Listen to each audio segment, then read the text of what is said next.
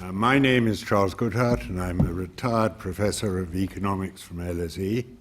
But the man of this evening is Sebastian Mallaby, who is going to be talking to you about his latest book on Alan Greenspan. After leaving Oxford, where he got a first in modern history, Sebastian went on to The Economist, where he started in South Africa at the time when Nelson Mandela was being freed from jail, and he wrote a book after apartheid. He then went on with The Economist for a time in Tokyo, and then for a much longer time in Washington, where he shifted to the Washington Post, where he was a columnist and member of the board, and he continued to write books. He wrote a book on the world's banker, on the president of the World Bank at the time, Jim Wolfensohn, followed by another book on hedge funds entitled Richer Than God. He's currently a fellow at the, where are we? Council on Foreign Relations. Sorry? Council on Foreign Relations. Fellow of the Council of Foreign Relations and also at the Systemic Risk Center. But actually, the work that he's been doing for the last 5 years has been primarily writing this splendid book. After his talk is over, he's happy to answer some questions. And then you will all have bought, no doubt, copies of the book outside. And those of you who have bought copies can come up here and have Sebastian autograph them for you. Now, there are one or two other things I've been told that I've got to say, which is for those Twitter users in the audience, the hashtag for, I'm too old to know what the hell a hashtag is. The hashtag for today's event is #LSE Greenspan. Please put your phones on silent so that they don't ring and disrupt. This evening's events are being recorded and will hopefully be made available fairly soon. And as I said, after the lecture, he'll answer questions and then sign autograph books. So anyhow, tonight let us welcome Sebastian Mallaby to talk about his book, The Man Who Knew the Life and Times of Alan Greenspan. Can I go and talk up there? Is that good? Please. Okay, good. Right.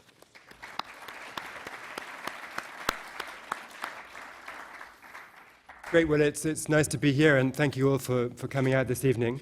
To expand just a little bit on what Charles was saying, this is my fourth book. It's my most ambitious book. By way of background, as Charles was saying, I wrote one book in my 20s when I was in South Africa. I was outside Mandela's jail when he walked free when I was a journalist for The Economist. And so two things happened. First of all, I knew immediately that my career would be downhill after that, right? Because nothing was going to be as exciting as watching Nelson Mandela come out of jail. And secondly, I spotted, being clever, that all the other kind of journalistic books about South Africa were instantly out of date. So there was a gap in the market, and I wrote a book quickly about after apartheid. It was called After Apartheid, and it took me 3 months. That was in my 20s. Then in my 30s, I wrote this book, The World's Banker, about the World Bank, about Jim Wolfensohn, about development economics. This time, it didn't take me 3 months. It took me a year and 3 months. And then, that was in my 30s. In my 40s, the hedge fund book, More Money Than God, not more money, whatever, but More Money Than God. The point being that actually, J.P. Morgan, when he was at the peak of his powers in the early 20th century, was known as Jupiter because of his godlike power over Wall Street. And when I looked up his net worth at the time of his death in 1913, I realized that J.P. Morgan's net worth was less than what modern hedge fund makers, hedge fund managers, some of them, were earning in a single year. So I figured, more money than Jupiter, more money than God, that's good enough for a book title. And so I wrote that history of hedge funds. That didn't take me 3 months or a year and 3 months. It took me a bit more than 4 years. And now, that was in my 40s, now I'm here, I'm 52, and this book on Greenspan, more than 5 years. And my children say to me, not entirely kindly, that taking longer and longer and longer each time you write a book is not necessarily a good thing, nor is it necessarily a sustainable trajectory. So my first mission here this evening is to explain to you why I thought it was worth spending more than 5 years on this book, even though it actually amounts to almost half the lifespan of my youngest daughter. So the first reason I thought that Greenspan was a subject worthy of this amount of effort is simply that in terms of post-war finance, he really is the preeminent financial statesman, or the most significant, the most consequential financial statesman since 1945. I say this because if you think about the Federal Reserve, you think about the big names that you might associate with the Federal Reserve, which is, after all, the most powerful central bank. You might think of Paul Volcker, you might think of Ben Bernanke. Each of those people, very important in their own right, served for 8 years as chairman of the Fed. Greenspan, 18.5 years. And if you add to that the time he was basically the chief economist in the Ford administration, he was chairman of the Council of Economic Advisors in the 70s. That was for 2.5 years, so you add that, you get a total period of 21 years. So I think clearly the most consequential post-war financial statesman. I could even be a bit cheeky and amp that up a bit and say, actually, not just finance. I mean, if you think about geopolitics, what is the single name that comes to mind most readily? Probably Henry Kissinger. Well, Henry Kissinger was in power for 8 years, not 21. So I tease my friend Neil Ferguson that he's writing 2 volumes and imposing that on the reading public about his guy who was an important figure in making policy for 8 years. My one, 21 years, it's slightly more, and I'm only doing 1 volume because I'm merciful towards the reading public. So that's the first reason why Greenspan was a subject worthy of more than 5 years of my attention. The second reason is that he went from being revered during the peak of his powers and the height of his tenure. He was the maestro because of the great moderation, this period of wonderful, almost uninterrupted growth, which was, by the way, shared prosperity, with inequality falling in the late 90s for a brief period. So he was revered. And then the crisis came in 2008, and he went from hero to zero, from maestro to villain. This is the most acute and sudden reappraisal of a statesman's reputation that I can think of. So for a biographer to come in and try and set the judgment at the right level between hero and zero, presumably, that was an intriguing challenge for me as a writer. Then the third thing is that Greenspan turns out to be a fairly quirky person, more than I realized when I began. I like to tease audiences in Washington. Washington, where I lived for 18 years, is somewhere where almost everybody thinks they know Alan Greenspan. They either claim to do, or they really do, or they read about him or something. So I say to these people, now, is Alan Greenspan the man you know, or is he the man you thought you knew? Because did you realize that he's not against marriage, for example? He's done it twice. But he was single between the age of 27 and 71. Now, this is a slightly eccentric choice by most people's standards. And in this interval, well, it's rather a long interval, but in this interval, he dated, and these are his words, not mine, he dated senators, beauty queens, news anchors. And I would add only the additional point that this was not always sequentially. He was also, we think of Greenspan as somebody who's in his suit, it's sort of the somber central banker, very sober, the baritone quoting obscure statistics about freight car loading rates in the Midwest. But you have to remember also that he was the man who, in 1959, bought himself the Buick Electra 225 convertible. We're talking the car that actually, it's like irrational exuberance made material. It's tail fins on the back to enlarge his shoulders. It's got that kind of angry, snarling radiator grill in the front, completely covered in chrome. It's a cross between, a killer shark and a jet aircraft. And he would drive this thing down the East Highway in Manhattan at a pace which perhaps a modern central bank might not call a moderate pace. And so he would receive speeding ticket after speeding ticket, according to one of his ex-girlfriends anyway, and he would pay these quite happily because he was earning plenty of money and he barely noticed it. So Greenspan, a more interesting individual than people perhaps realize, but also, and more importantly, a much more interesting intellectual story. Now, the story of his intellectual trajectory is, I knew it was going to be quite fun. I didn't realize quite how much fun. And the first sort of inkling I got of the magnitude of the sheer enjoyment of this was when I was visiting him in the first year or so. I would go to his office, and I would sit there for maybe, a couple of hours every week or two, asking him questions about his life, getting him to talk. It's kind of therapy for him, and it was research for me. And whenever I asked about his early intellectual development, I noticed him going like this. And after a while, I also looked like that. And I looked up, and there was a fat binder above my shoulder on the shelf.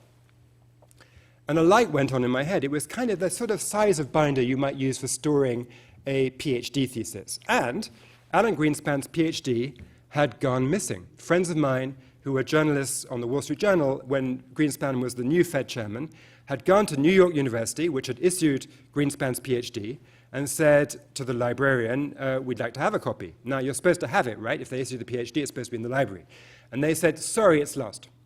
So all financial journalists in Washington wondered, was it really lost by mistake? Or was this one of those cases where you deliberately lose something on purpose because there's something in the PhD that maybe the Fed chairman doesn't want the journalist to get hold of? So there I am looking up at this folder, and I say, Alan, it would be great, because we're talking about your early intellectual development, it would be great to have your PhD thesis like that. And seeing where I was looking, he gave it to me. So I got it back to my office, and I read it. And the main article in the PhD, it's about a collection of 5 or so articles. The main one, published in 1959, when Greenspan was 33 and about to get into that convertible 50s car, the main one is about how central banks must deal with asset price instability. I mean, that their central role is to fight bubbles. I mean, you couldn't make this up. Here is the Maestro, who is laid low in 2008 by the explosion of a financial bubble. And here he is at 33 years old saying that the thing a central bank should do is deal with asset price instability. His argument was that, fluctuations in the business cycle caused by inventories are not that severe, but look at the 1929 experience, look what the Fed did in accommodating that bubble. That was a much bigger mistake, and therefore, obviously, central banks have to deal with asset bubbles. So that's the young Greenspan. What happened to the mature Greenspan?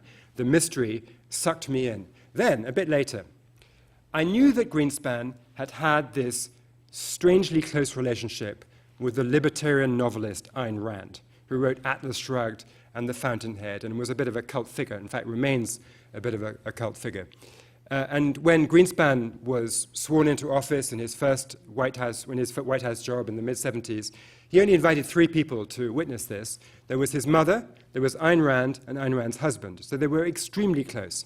And passages of Atlas Shrugged, dealing with the steel industry or with economics, were basically edited by Greenspan. And so he was right there in the engine room with Ayn Rand. He was the de facto chief economist for Ayn Rand. And somebody told me that he had given a series of lectures under the auspices of the Ayn Rand Institute. So, of course, I wanted to find these lectures. And I had a hunch that because Ayn Rand was a notorious control freak, you couldn't go and give a lecture in her name without checking the text with her first. So this had to be written down somewhere.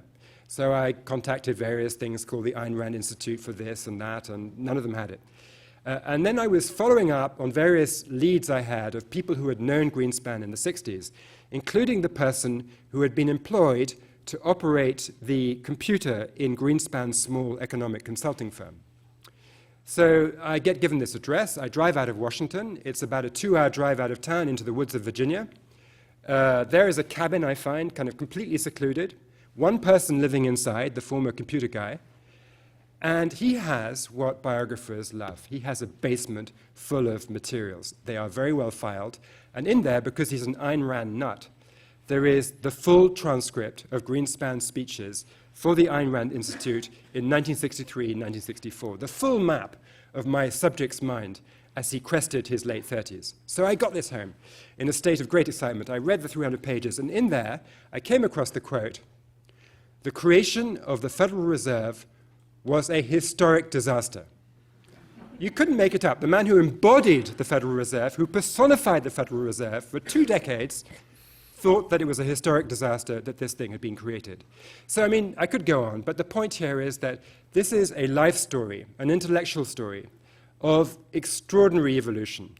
From somebody who believed in the gold standard and that you should never print money, to somebody who basically personified the printing of money.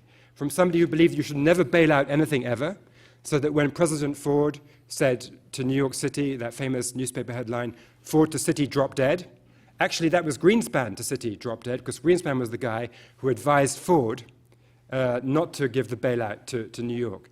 So Greenspan went from total anti-bailout to the person who rescued the financial system so frequently in the period he was Fed chairman that he became famous for a thing called the Greenspan Put, where traders took too much risk. Because Greenspan had their backs, they would call him Uncle Alan. Uncle Alan will take care of us.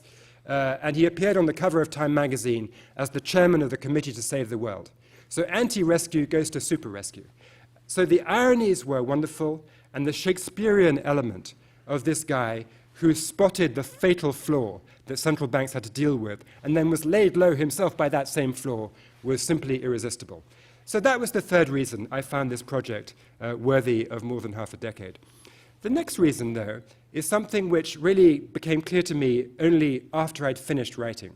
But I'll mention it anyway. Because we live now in a period of the revolt against the establishment, the revolt against elites, the revolt against experts. And if you think about it, the ultimate empowered expert was Alan Greenspan. The revolt against experts is in some sense a revolt against the legacy of Alan Greenspan, because he was the empowered technocrat par excellence, the man who was not elected and yet wielded this extraordinary power over the global economy. So long as the power that he wielded seemed to have benign results, people not only tolerated that, they loved it. They called him the Maestro. But then after 2008, when experts didn't seem to be delivering results for most people, then the pendulum swung, and now we live in this populist era of the revolt against the expert, and the revolt specifically against central banking experts, as we've seen both in the attacks on the Bank of England in the last few weeks and in Donald Trump's attacks on Janet Yellen, which have exceeded anything since the early 1990s in terms of a major party presidential nominee going after the Fed or the head of the Fed. So this is an entire sort of back to the future, return to some populist era before central banks were respected and before technocracy reigned. And my point to you is that if you want to understand how do technocrats fight back, how could this pendulum be made to swing back so that experts, possibly even experts here at LSE, might be given the proper respect that they are due, I think it would repay you to study the example and the career of Alan Greenspan. How did he achieve all this power? It wasn't just handed to him on a plate.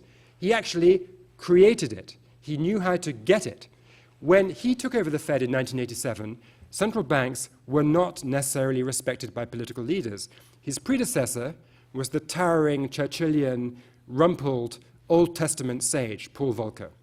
And Paul Volcker is remembered as the kind of guy that nobody messed with. I mean, he was 6'7" for a start. But in fact, he was messed with. Ronald Reagan, in Volcker's second term, appointed people to be on the board of the Fed with Volcker, who would vote against him. And so Volcker lost a vote on interest rates, which is almost unprecedented, and handed in his resignation. He was persuaded to take back that resignation letter, but then his own board outvoted him again twice on regulatory issues. So the towering Paul Volcker was surrounded by the Reagan administration, politically outsmarted, and he was a diminished sort of shadow of his former self by the time he left office in 1987. So then along comes Greenspan, and for the first few years, he too is attacked. At one point in the George H.W. Bush administration, there is the budget director, Richard Nixon, who is going around Washington whispering, "This Greenspan, 65 years old, lives by himself, calls his mother every day." Bit creepy? Does this remind you of Hitchcock's Psycho? So, I mean, this was pretty vicious. This was a pretty vicious slandering campaign that Greenspan had to deal with. He was being pushed around. The Bush administration wanted him to cut interest rates, and he refused. He didn't just refuse. When he was being punched by the politicians, he punched them back. So Nick Brady, the Treasury Secretary, who was another adversary of Greenspan's, who kept on speaking publicly about how Greenspan got it all wrong, suddenly found that in the Wall Street Journal, on the very day that Nick Brady was going to testify in Congress, sitting next to Greenspan before a Senate committee, Brady suddenly finds that the front page of the Wall Street Journal has a very long article saying that Brady is too stupid to do the job of Treasury Secretary. Where did this come from? Well, I can tell you as a hint that when Kissinger asked the same question of his deputy, when Kissinger was in the Ford administration, and Kissinger was faced with a negative story saying that Kissinger was an idiot, he said to his deputy, "Where did this come from?" And the deputy said, "Oh, well, Greenspan gave that to the New York Times." And Kissinger said, "Oh, of course." I mean, Greenspan was good at this stuff. He knew how to leak to journalists. He was extremely close to the press. He was married to a journalist. He courted journalists, and then he married one of them. And he was able to plant this story about Brady. Then Brady's sitting there here, and he's sitting here, and they're testifying. And at one point, Brady answers a question from the senator. And the senator turns to Greenspan and says, "Mr. Chairman, that what the Treasury Secretary is saying is something, something, something, so how do you respond?" And Greenspan paused and said, "I'm not entirely sure if I can fully follow what the Treasury Secretary appears to be trying to say." And the whole of the Senate committee just erupts in laughter, because the reference to the New Wall Street Journal story pointing out that Brady sometimes was a bit vague in his grasp of economics was just devastating. And so basically the point is, if you mess with Greenspan, he messed with you back. He knew how to, Greenspan understood power, he liked power, he amassed power, he knew how to wield it, and that is how he became the empowered expert that people call the Maestro. So I just hold that out as a message and a lesson and a role model for experts today who are feeling somewhat beleaguered. But let me come to the fifth and final reason why I wanted to spend more than half a decade writing this book. And it's actually the best reason. It's the reason I started with. It's the juiciest one. I've saved it for last, just for you. And this is that Alan Greenspan's public career maps perfectly onto the story of the making of modern finance. So Greenspan became an advisor to Richard Nixon in 1967. And at the time, currencies didn't fluctuate because the dollar was pegged to gold and other currencies were pegged to the dollar. Interest rates couldn't fluctuate much because there was Regulation Q capping the deposit rate on banks. And there were no financial derivatives.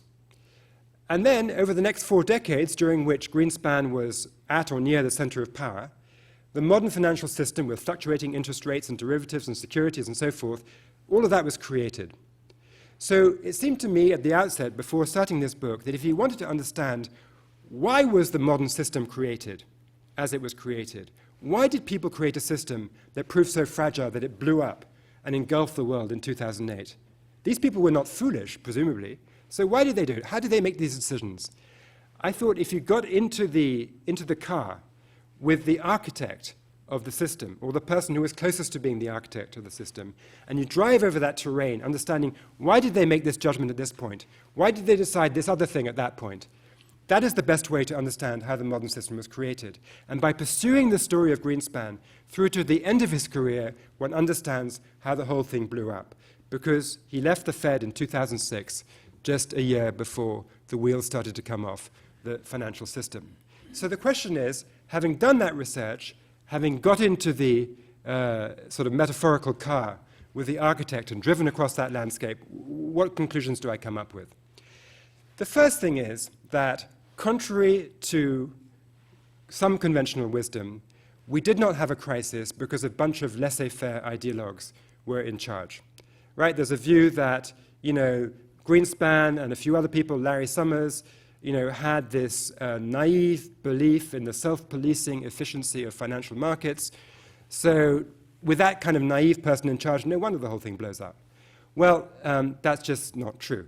Greenspan never really believed in market efficiency. He bought himself a seat on the Commodities Exchange in New York in the 1950s and 60s, precisely because he believed that markets were so inefficient that he could trade against them and make money.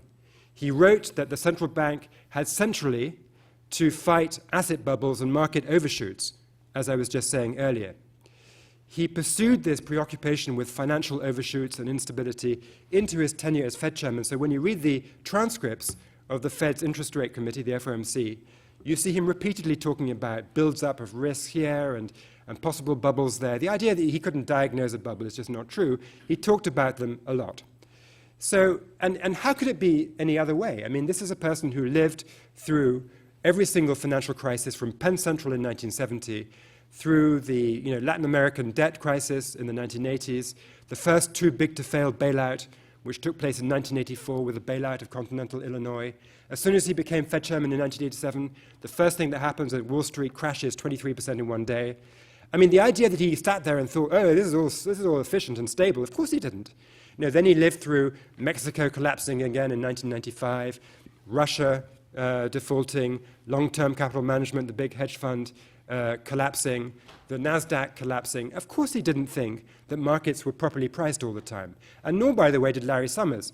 In a paper he wrote with Andre Schleifer in the late 1980s, Summers and Schleifer wrote a line to the effect of, if the efficient market hypothesis were a stock, it would have crashed along with the stock market in October 1987. In other words, when the market corrects by 23% in one day, only a fool would call the whole thing obviously efficient. So these are people who thought about market inefficiencies much more deeply than most of the critics who say that they believe everything to be efficient. The reason why we had the system that we got is not because of naive believers in the self-policing efficiency of markets. It's because of other deeper factors. So one was inflation, another one was technology, another one was globalization. Let me explain what I mean. Inflation. So inflation was the force that rendered those caps on interest rates inoperable. Whether the cap was 2% or 3%, that was fine if inflation was kind of 1.5. But by the late 60s, as it started to edge up, it meant that banks were paying nothing or maybe even a negative amount to depositors. And so depositors were not having it. They were pulling their money out of the banks, putting it in the bond markets, and there were these destabilizing flows of money as a result of regulation that couldn't deal with rising inflation. And it wasn't just people of a laissez-faire disposition who saw this. James Tobin, who won a Nobel Prize later, the Yale professor who advised John F. Kennedy, and who was by no means a laissez-faire, I mean, this person was identified with democratic economics, wrote a paper in 1970 saying, obviously, we need to get rid of these regulations on interest rates. So this was a bipartisan expert consensus that inflation rendered interest rate regulation non-functional. Globalization, why do I mention that? Well, it was global flows of payments that created the balance of payments imbalances that made that put pressure on the dollar and made the dollar-gold link untenable after 1971, whereupon Nixon took the dollar off gold. And as currencies started to fluctuate, then, of course, people traded currencies, speculated in currencies, then there were currency derivatives. So that whole segment of currency trading and currency swaps and so forth was made possible and pushed by globalization. Then there's technology. A friend of mine who's now at Nomura, Louis Alexander, calculated that the computer hardware that you need in order to calculate the proper cost of a complex financial security crashed by 99%, or more than 99%, between 1970 and 1990. So when the cost of making a security crashes by more than 99%, obviously the supply of these securities is going to go up. And as the supply of securities went up, then Glass-Steagall, the traditional split between traditional banks and securities business, came under pressure to break down. So that's why I bring technology into the story. So I think these deep forces, not ideology, are what really drove the creation of the modern financial system.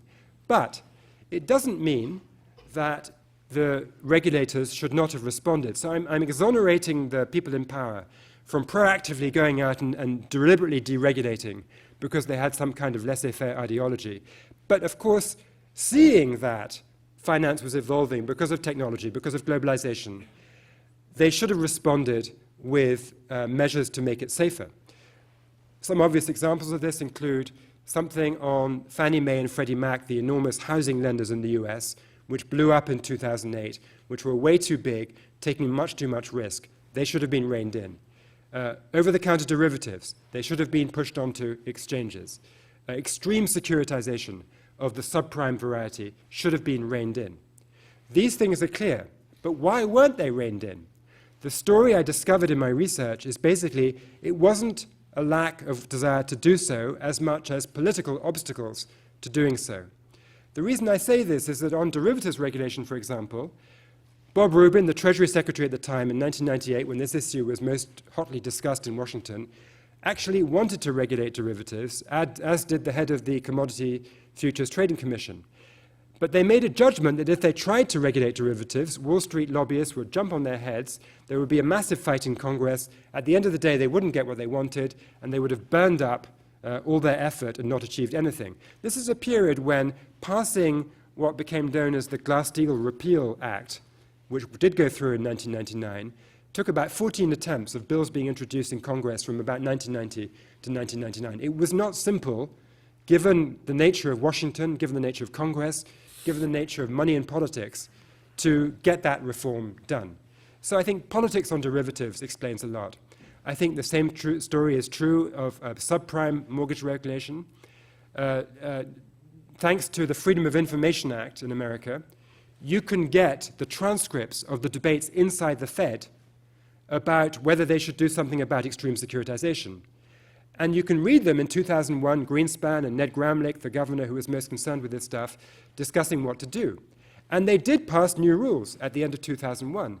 And the Fed staff calculated and predicted that this would reduce about 1/3 of the most dangerous, most crazy kinds of mortgages.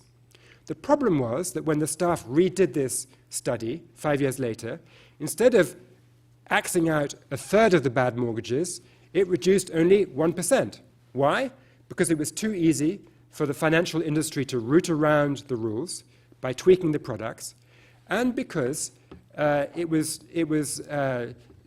balkanized system of regulation in the US is so extreme that although the Fed makes the rules, the enforcers of the rules are a bunch of other alphabet soup agencies. And in the case of non-banks originating mortgages, it was the FTC, the Fair Trade Commission, which actually has no supervisors to do the supervision. They are only an enforcement agency who will bring a lawsuit against somebody if somebody complains. They don't proactively supervise at all. So with 0 supervisors, it's not surprising that the supervision was not much good. So these are the kinds of reasons: balkanization of regulation, the ease of rooting around regulation, the politics involved in dealing with derivatives, which inhibited more action. And the same is true on Fannie Mae and Freddie Mac. When Greenspan tried to push for regulation on that, lo and behold, there was a television advertisement which showed a nice couple talking to each other about their desire to get into the American dream and buy their home. And the man says to the woman, "Oh dear, I've heard that in Congress they're going to take away our home. We were going to get that lovely home, and now they're going to stop us." And the wife says, "Oh no, that's terrible. I hate those politicians." And the point of the ad was just a shot across the bows to tell members of Congress that if you vote for these Greenspan reforms, which are going to rein in Freddie and Fannie, don't expect to be re-elected, because we will come after you in your district at the next election. We will run these ads. We've got plenty of money to do so.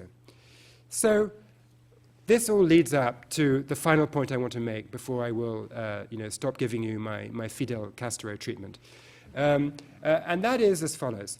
If you think that regulation is very much inhibited by political constraints, and if you think, as I think, that that hasn't gone away, I mean, after all, the political climate in Washington has not exactly got easier, right, in the last 10 years, if you look at the current election going to be held tomorrow. So if regulation is constrained by divided politics, do we really think that regulation is going to save us from the next financial bust? I think I'm happy for people to try. I think they should try, by all means. I do not think it's going to work. I think macroprudential tools, this buzzword of the idea that the regulators will be watching out, and if they see some excess risk which might turn too bubbly, they're going to jump on that with regulation. Maybe in the UK context, where enormous amounts of power have been centralized in the hands of the Bank of England, maybe. In America, forget it. It's way too balkanized. There are way too many lobbies.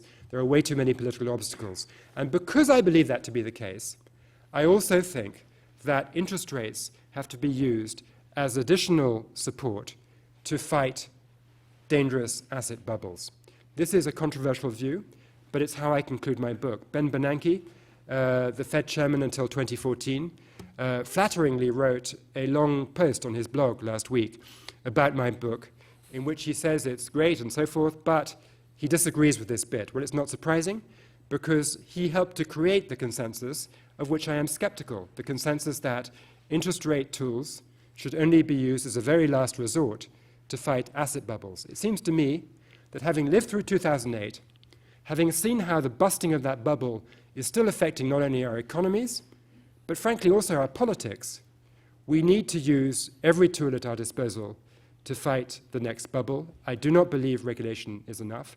So my critique of Greenspan in the last resort And my plea to future central bankers is to be willing to use interest rates as well. Thank you very much.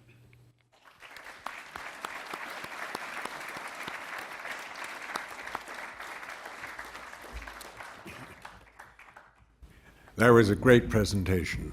And now we have a chance, you have a chance, to ask questions. Well, I'll start off then. The present mainstream view is that you leave interest rates to maintain price stability, and you use macro-pru measures to try and deal with asset price bubbles. Why can't we rely on macro-pru to do that? Well, Charles, you're in good company. Most people agree with you and they don't agree with me. And that was sort of the point that Ben Bernanke was also making. And the reason I don't agree with it is the historical research I did suggests to me strongly that these political obstacles to using regulation are very, very strong. And therefore, I just don't think it's likely to be enough to stop the next bubble, to rely on regulation. Regulation is, particularly if you use it in the macro-pru paradigm, involves not just passing a rule and leaving it there, it involves changing the rule according to the conditions in the markets. If you see excess leverage building up somewhere, you're supposed to act quickly and respond. Well, that sort of flexible use of regulation, at least in the United States, is totally unrealistic. I mean, you get sued. Right now, there's a professor at Harvard, a law professor called Hal Scott, who is filing a lawsuit against the Treasury because it's trying to use an administrative procedure over something to do with regulating finance. I forget which one. And he's saying, no, under the Administrative Procedures Act, you have to put this rule out to comment for 3 months and then further comment for another 3 months. So it's just completely otherworldly. And so I'm confronted with this repeated conversation I have with my friends in Washington who are in decision-making positions at the Treasury or at the Fed, where they say, no, we're going to use macro-pru. And I say, really? Do you think it'll really work? And they say, no, not really. And I say, well, then maybe you should consider something else. Perhaps interest rates should be used as well. No, couldn't do that. I think you could. In the middle, can you wait for the microphone to reach you? And we'll go first with the man with less hair, and then with the man with more hair. That's very kind of you. I believe it. That's a very good hierarchy. I like that. Yes, I'm in good company. My question is that isn't one of the problems with central bankers is, as you said, that the Greenspan's biggest concern was to stop asset bubbles, but there's other things that central bankers are supposed to do. They're supposed to make sure inflation doesn't go too high. They're supposed to make sure unemployment doesn't go too high. That there's growth in the economy. Isn't the biggest problem that they don't really know exactly what they're supposed to be doing? Well, I think it's true that, if you can reduce the mission to one objective, and you've got basically one tool, which is the interest rate, you move up and down, that feels like a much more elegant position to be in. And that's why inflation targeting, where essentially you state the central bank's mission only in terms of delivering an inflation which is around 2%, is incredibly attractive to central bankers because it does simplify things, and you're not left with this thing, okay, I've got one tool, but should I yank it this way because I'm worried about jobs, or that way because of inflation, or another way because of financial stability? That is a complicated world to be in. But my view is that the world is complicated, and if you try to simplify things because it's intellectually elegant and makes your life easier, and then you let bubbles take place like 2008, it's not a good outcome. So my question is slightly related to that, because back before the financial crisis in sort of, 02, 03, 04, there was quite a lively debate going on as to whether or not central banks should be acting against bubbles or just focused on inflation. And I'm just curious, why has that debate gone away, and why is your view kind of controversial now? I think the debate is still simmering on. In fact, there's a new paper that was just sent to me last week, presented at the IMF a few days ago, on this question of whether you should use interest rates to address asset bubbles. So there's still a debate. And I think The majority view is that you should not use interest rates.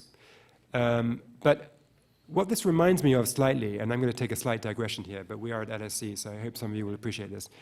So what this reminds me of is the debate about modern portfolio theory in the 1960s. So what happened was, you know, in the origins of modern academic finance, people made a bunch of assumptions, including that the distribution of the price changes in the market followed a normal distribution.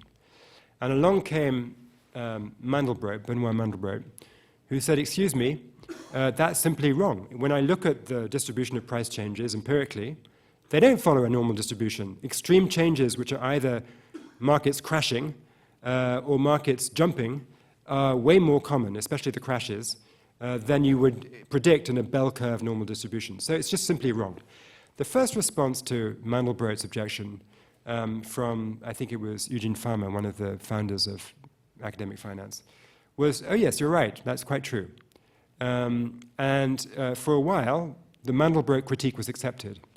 But then what happened was, as you moved into the 70s, it was too much fun to price options and make all these big breakthroughs in how you think about finance using the bell curve assumption. So people said, well, you know, it's not quite right, but, you know, there's a caveat here, but let's just focus on the fun stuff, which is we're going to price options now. And, you know, Nobel Prizes were awarded and whole industries were created around the progress that was made by essentially sweeping Mandelbrot under the table. And I kind of think that a bit about inflation targeting, that we've built this massive consensus around inflation targeting while sweeping under the carpet the reality that actually inflation ain't the worst thing that can happen to an economy. You know, one of the funny stories I tell in my book is about Greenspan's attempts to rationalize a focus on inflation. So he was persuaded at one point that productivity gains in the economy would be higher if you could have lower and more stable inflation. So he got some economists at the Fed and said, okay, it's your job to really look for this relationship. And, you know, it's kind of the mid-90s. People had cell phones, but they were still sort of very big, and the battery ran out all the time. But he would use his cell phone from the car to call out this economist all the time and say, have you run the next regression? And they're looking for this relationship. And at the end of the day, there simply wasn't one. There was no relationship between lower inflation and higher productivity growth. So, you know, Charles may have a slightly different view, but my sense of the literature on this is that it's really very difficult to find a lot of evidence beyond just the intuition that it's bad for people. You know, people don't like the pound in their pocket being one thing worth one thing today and another thing next month. I mean, people, you know, instinctively don't like inflation. It's better not to have high inflation, of course. But what is the real penalty for high inflation? It's actually not a very easy thing to demonstrate. Whereas I think the cost of asset bubbles after 2008 is fairly clear. So in my view, there is a whole consensus out there. It hasn't gone away. The debate is still there, but it's the consensus conclusion is wrong. You'd like to pass the microphone over. Yeah, he's got it. Sticking with the interest rate topic. So there's a couple of points. Firstly, you alluded to the fact that you have one tool which then has multiple impacts in different areas of finance and different areas of the economy. So how do you rationalize that? Point one. Point two, interest rates have a flaw in theory. Obviously, you know, we've seen a number of central banks in Europe go to below zero.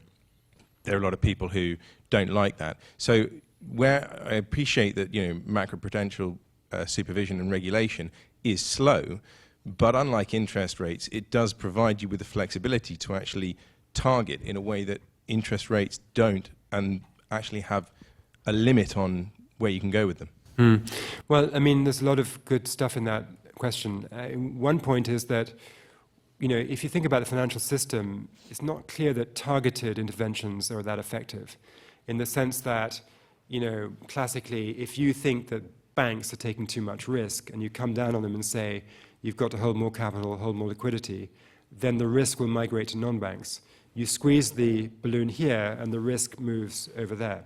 So in fact, and this is Jeremy Stein of Harvard who makes this argument, you know, it's quite good to have a monetary response because monetary policy gets into the cracks. The bits that you would miss with regulation, you get with interest rates.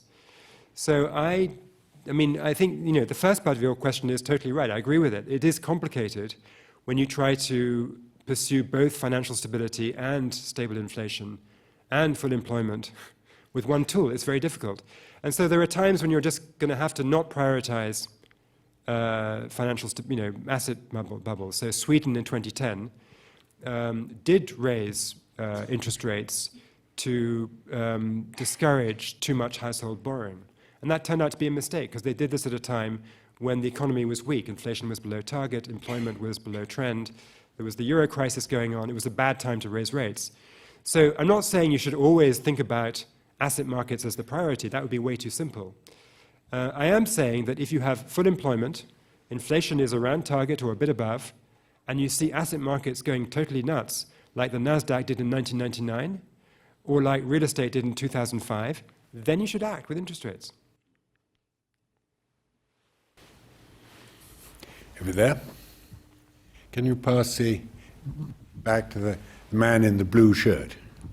Sweater. Isn't the problem that nobody wants to spoil the party? I mean, even if Greenspan agrees that asset prices should have been targeted at the beginning of his career, in the end, him and nobody else wants to be the person that remembered as no one thanks you for stopping the party and bull markets. Yeah. And it's an asymmetric problem, because if it's the other way around, no one remembers you. Yeah, I think that's basically sums up the whole problem. I mean, I totally agree with that. And, as I argue in my book, the title is The Man Who Knew, in the sense that he did know that finance was unstable. He did know markets were inefficient.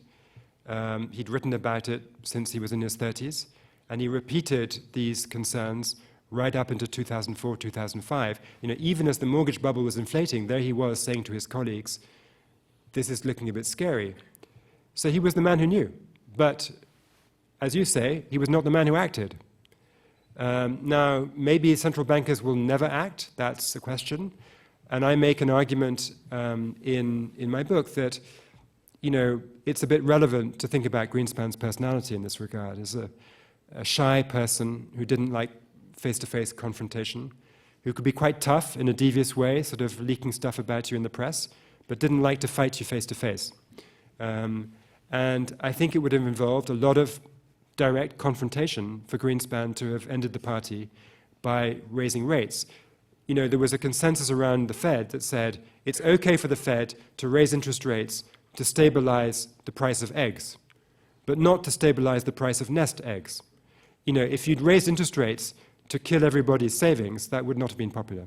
And he flinched.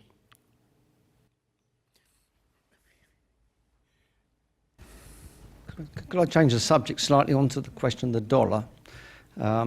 Two parts to it. What was Greenspan's thinking in terms of the impact on the rest of the world from his actions as a Fed? Was there some sort of view he took? And secondly, obviously the dollar's the all-powerful currency, but you pointed out there's a regulatory risk at the heart of the system.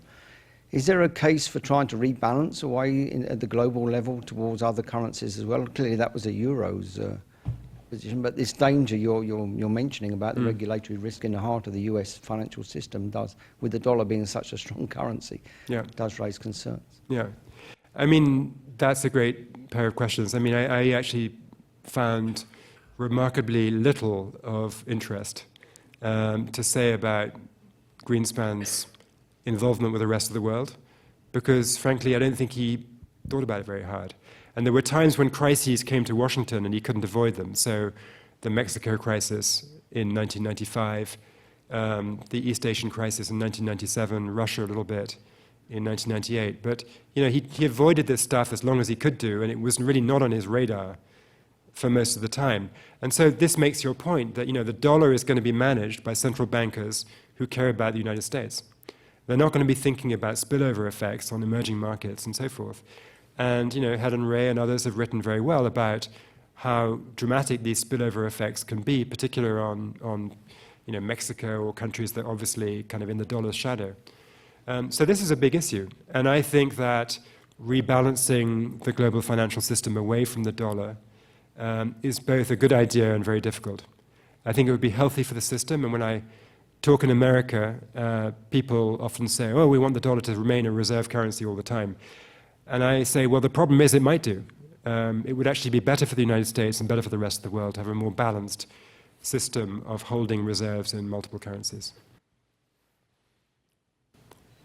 Well, I'm going to ask another question, which is, towards the beginning of your most excellent talk, you said what a great political operator that Alan was, and you end by saying, but he didn't do anything about asset bubbles that he could see because he was frightened of confrontation with Congress. Now, is there a bit of an inconsistency there? And also,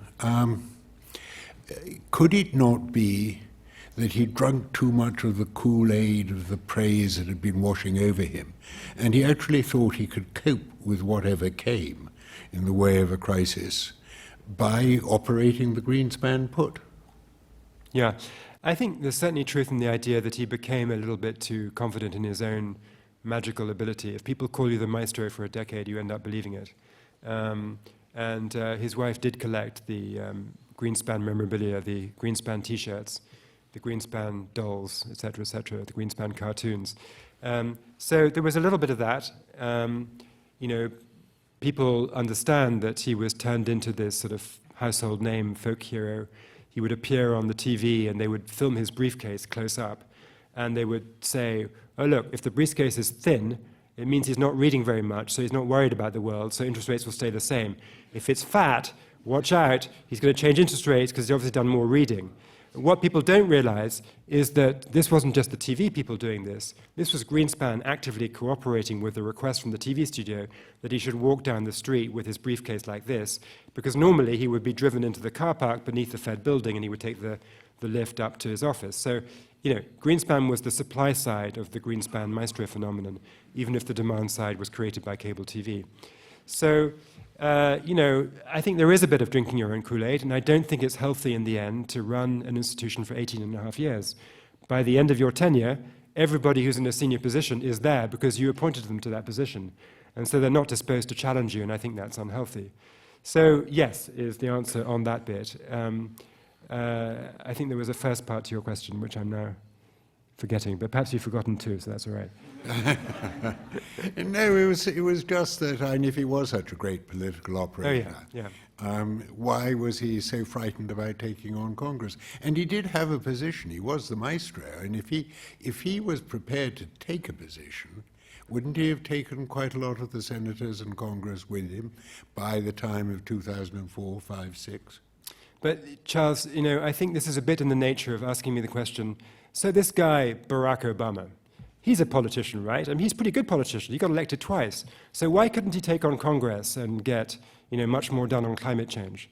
I mean, there isn't really a contradiction. There is instead, you know, a tension. There is the reality that Greenspan was a great political operator. He learned his tricks with Nixon in the Nixon campaign.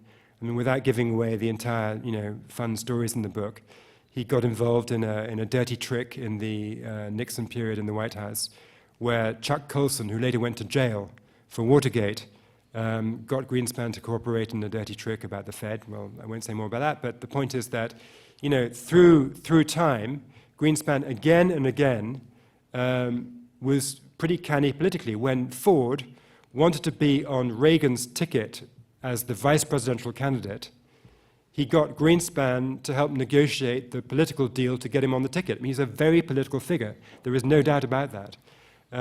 But there's limits to his political power, just like there's limits to Obama's power. And he tried on Fannie and Freddie. I mean, he really did try.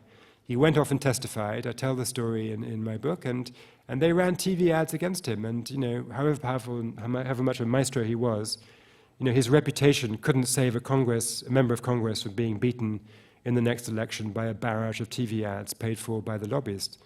So I think that's how it turned out. You know, he was politically savvy, but not unlimited power, and he understood the limits to that power, and so he tactically avoided certain confrontations. Well, over there. You haven't mentioned Greenspan's own account of the events of the crash and afterwards. How instructive or otherwise is his account of what happened and why he acted as he did?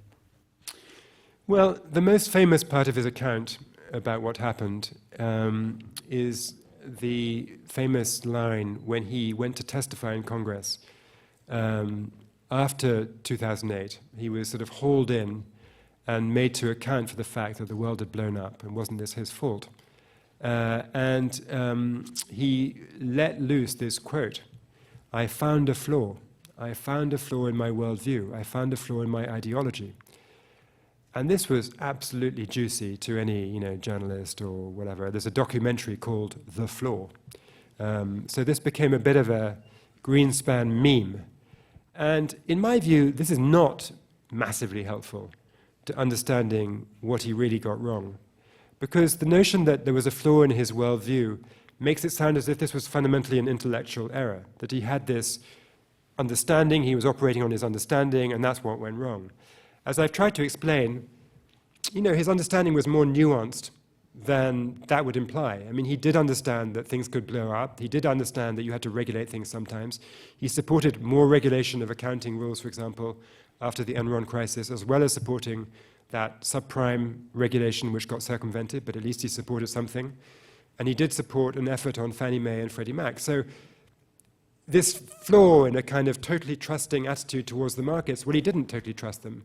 So I think that's unfortunate, that quote, because it's diverted people's attention from the real source of the trouble, which is that politics constrains action in Washington, D.C.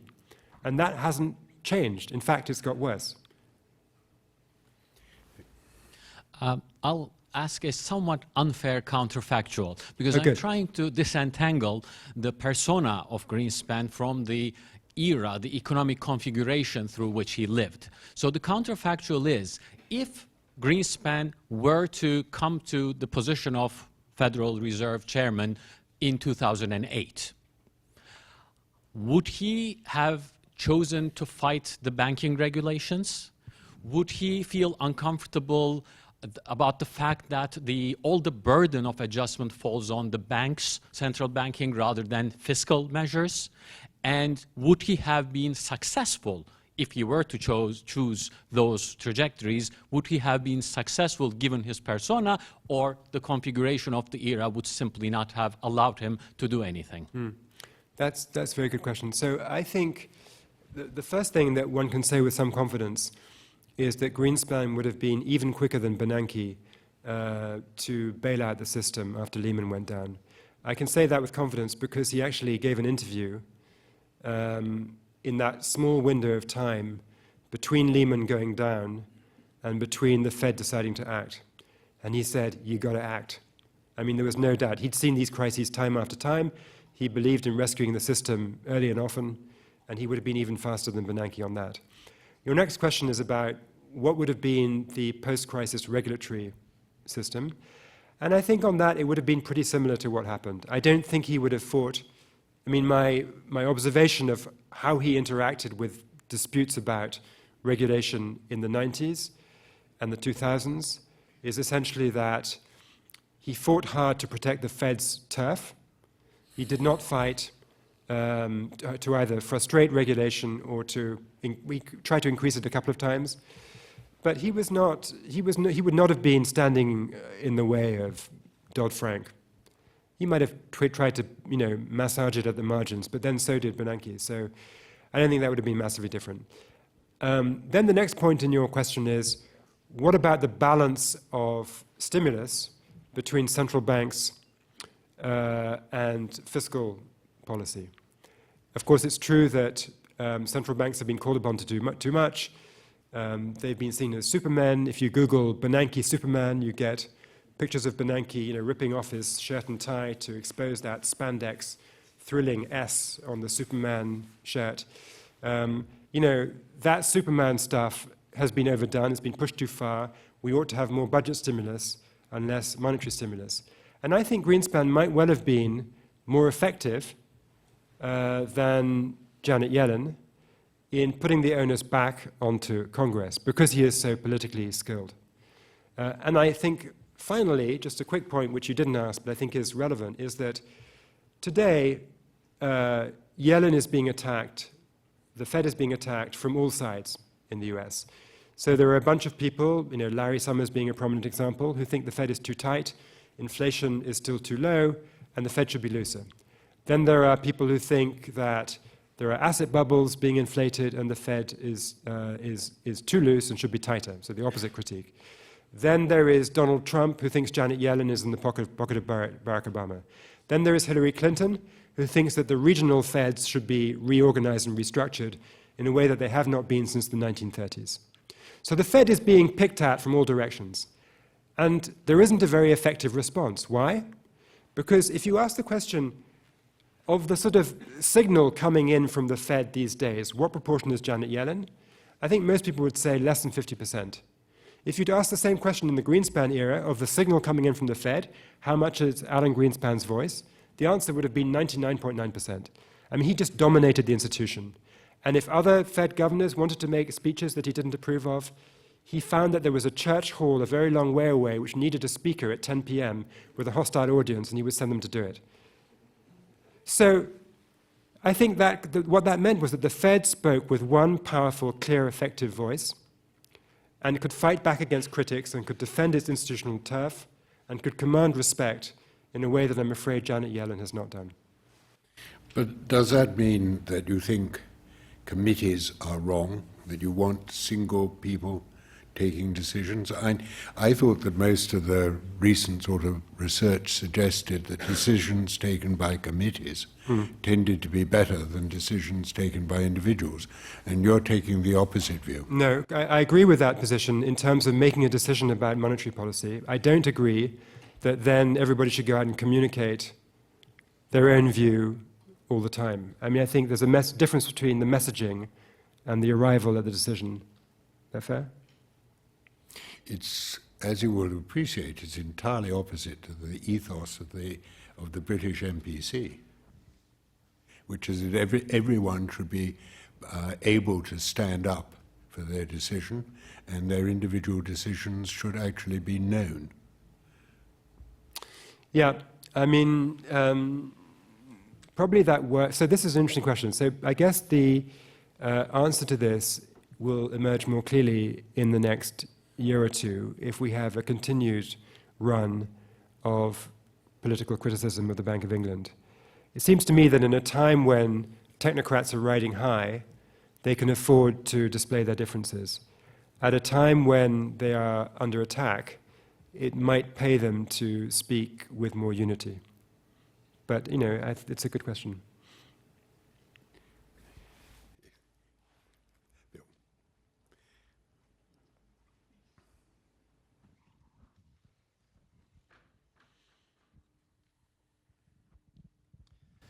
Both of Greenspan's successors pointed to the rise in the S&P 500 as evidence of success of their policies. It is a bubble with almost certainty. Has Greenspan expressed an opinion about that, or did you talk with him about whether he thinks those policies have been successful? I mean, Greenspan these days is keen on rumbling about how, creating this much money historically has always caused trouble in the end. It's not a specific comment on the level of the stock market. It's a more general comment that QE infinity is not a good idea. And so that's where he is on that. But I do think that your question points up an interesting irony, which is that part of the premise of QE is that monetary policy will affect asset prices. And therefore, the consensus view, which is that you can't prick a bubble with monetary policy, is somewhat contradictory. I mean, either you can affect asset prices or you can't. So somebody like Chairman Bernanke, who invented QE, or at least put it into practice first, part of the premise of which was that he was going to affect asset prices, it's interesting that now, in commenting on my book last week, he thinks that the central bank can't always affect asset prices. So this is the debate I'm having with him. Please, wait for the mic. Just coming. In terms of the political constraints that Obama and Greenspan faced, is there any chance with the lobbying state in the US, is there any chance of any changes being made to securities derivatives, or is it just going to become like where the CDOs became bespoke tranche opportunities? Is there just going to be a constant rebranding of the same products, or is it just going to, will something change? That's a good question. I mean, as you probably know, after the crisis, as part of the Dodd-Frank financial reforms, there was an effort to push more over-the-counter derivatives onto exchanges, where the risk can be better monitored and isolated, and they can be netted out. And that's a good thing. But I think there's always a risk, and I'm sure there are people in the room who know the internal entrails of these markets more than I do. But there is always a risk that banks always want to create more over-the-counter derivatives because they're more profitable. And unless you constantly tell them, oh, this is a new thing, I mean, normally the regulatory attitude is, if it's very new, and you've just invented some new funky over-the-counter derivative which is tailored to hedging a particular unusual risk, you can't put that on an exchange because it's not standard yet. But then if it matures, it becomes standard, then it should be moved onto an exchange. And the challenge for regulators is to be vigilant and jump on products that have become standardized enough to move onto exchange, because the industry won't want to, because they make more money by dealing bilaterally with their clients. And one of the wrinkles is that I think there's a sort of, there's a weird thing. You might say, well, why would the clients put up with that? Surely, if you're Shell and you want to hedge your exposure to a change in the value of the euro against the Japanese yen, you'd rather pay less commission for that, right? So wouldn't you be pushing your intermediary, JP Morgan or whoever, to do this on an exchange, not over the counter? Well, that's actually not right, because the person who is the treasurer of the oil company has a sort of comfortable feeling when they get an over-the-counter derivative which hedges out a risk and is not marked to market. So you don't see it fluctuating in value. So nobody's looking over the shoulder of the corporate treasurer and saying, oi, you bought that hedge here, you've just lost 20% on this thing, you crazy? When it's bought as a hedge, he would rather just put it in a drawer, have the contract and be protected. So there's this sort of strange thing where the people who are being ripped off by over-the-counter derivatives kind of like being ripped off because of the politics inside their own companies. We have to leave time for all of you to go outside, buy the book, and come back and have it autographed by Sebastian. So can we now thank Sebastian in the standard way for a really most excellent lecture.